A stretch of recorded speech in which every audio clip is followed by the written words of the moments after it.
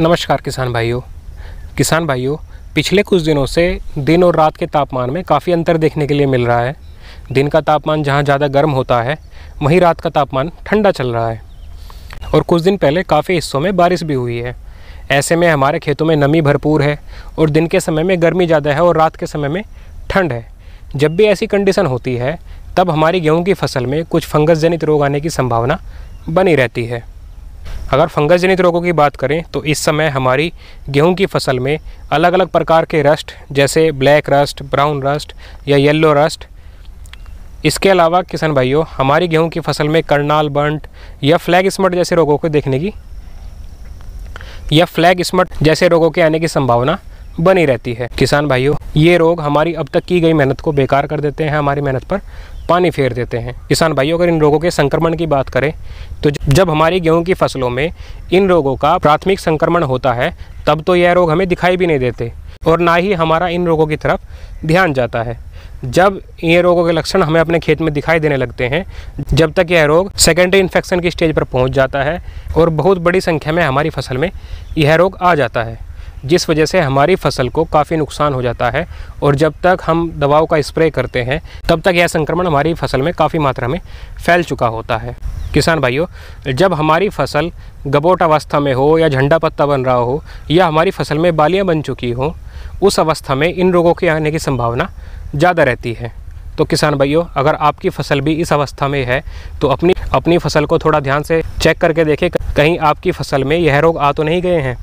किसान भाइयों, अगर आपकी फसल में यह रोग आ गए हैं या आपकी फसल में यह रोग नहीं भी आए हैं तो भी आपको इस समय अपनी फसल में एक स्प्रे करवा देना चाहिए, जिससे आपकी फसल में अगर यह रोग आ चुका होगा तो यह रोग खत्म हो जाएगा और अगर यह रोग आपकी फसल में नहीं आया तो ये रोग आपकी फसल में आएंगे भी नहीं। एक बचावकारी स्प्रे आपको इस समय करा देना चाहिए। किसान भाइयों, इस वीडियो में हम आपको कुछ ऐसी दवाओं के बारे में जानकारी देने वाले हैं जिसमें से किसी एक दवा के स्प्रे से भी आप अपनी फसल में इन रोगों से सुरक्षा पा सकते हैं और अगर आपकी फसल में यह रोग आ चुके हैं तो इन रोगों का खात्मा कर सकते हैं।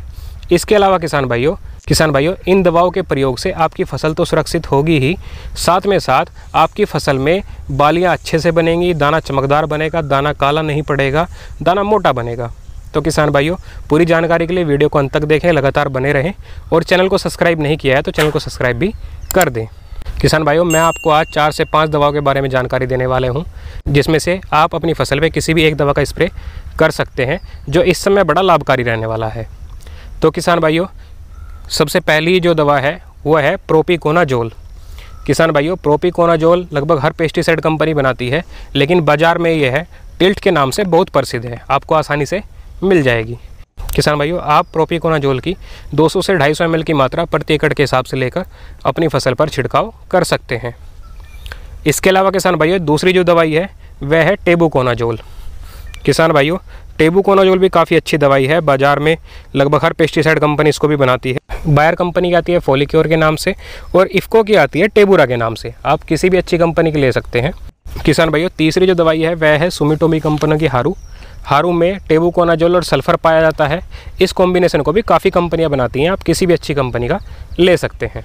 किसान भाइयों, इन रोगों के लक्षण अगर आपकी फसल में दिखाई देने लगे हैं और काफ़ी मात्रा में यह रोग आपकी फसल में फैल चुका है तो उस अवस्था में किसान भाइयों आपको अपनी फसल पर कस्टोडिया का स्प्रे करना चाहिए। किसान भाइयों, कस्टोडिया में 18% टेबुकोनाजोल होता है और 11% अजस्ट्रोबिन होता है। किसान भाइयों, यह कॉम्बिनेशन भी काफ़ी सारी कंपनियां बनाती हैं, आप किसी भी अच्छी कंपनी का ले सकते हैं। वैसे बाज़ार में कस्टोडिया के नाम से प्रसिद्ध है। किसान भाइयों, इन दवाओं के प्रयोग से ही ये रोग आपकी फसल में ख़त्म हो जाएंगे और अगर नहीं आए हैं तो आपकी फसल में ये रोग आएंगे भी नहीं। इसके अलावा किसान भाइयों, दवाइयाँ तो काफ़ी हैं, ओपेरा और नेटिवो भी हैं। जब संक्रमण हद से ज़्यादा बढ़ जाए उस कंडीशन में आप इन दवाओं का प्रयोग करें, अन्यथा आपको प्रयोग करने से पैसे का ही नुकसान होगा क्योंकि ये दवाइयाँ बाज़ार में काफ़ी महंगी आती हैं। किसान भाइयों, जब आप इन दवाओं में से किसी एक दवा का भी स्प्रे कर रहे हो तो मेरी सिफारिश आपसे एक और है। किसान भाइयों, इस स्प्रे के साथ आप अपने स्प्रे में 100 ग्राम प्रति एकड़ के हिसाब से थायोमेथाक्सम का भी प्रयोग अवश्य करें, क्योंकि इस तरह की कंडीशन में और इस तरह के मौसम में हमारी गेहूं की फसल में माहू यानी चेपा, जिसे कहीं कहीं तेला के नाम से भी जाना जाता है, वह आने की संभावना भी बनी रहती है। तो किसान भाइयों, आप अगर 100 ग्राम प्रति एकड़ के हिसाब से थायोमेथाक्सम इन्हीं दवाओं के साथ मिलाकर स्प्रे करते हैं तो इससे आपको दोहरा फ़ायदा होगा, आपकी फसल में फंगस जनित रोग भी नहीं आएंगे और साथ ही साथ आपकी फसल में माहू या चेपा का अटैक भी देखने के लिए नहीं मिलेगा। किसान भाइयों, अपनी फसल से भरपूर पैदावार पाने के लिए इस स्प्रे को आप अवश्य करें ताकि अब तक की गई मेहनत बेकार ना हो। किसान भाइयों, वीडियो अच्छी लगे तो वीडियो को लाइक करें और चैनल को सब्सक्राइब करें। धन्यवाद।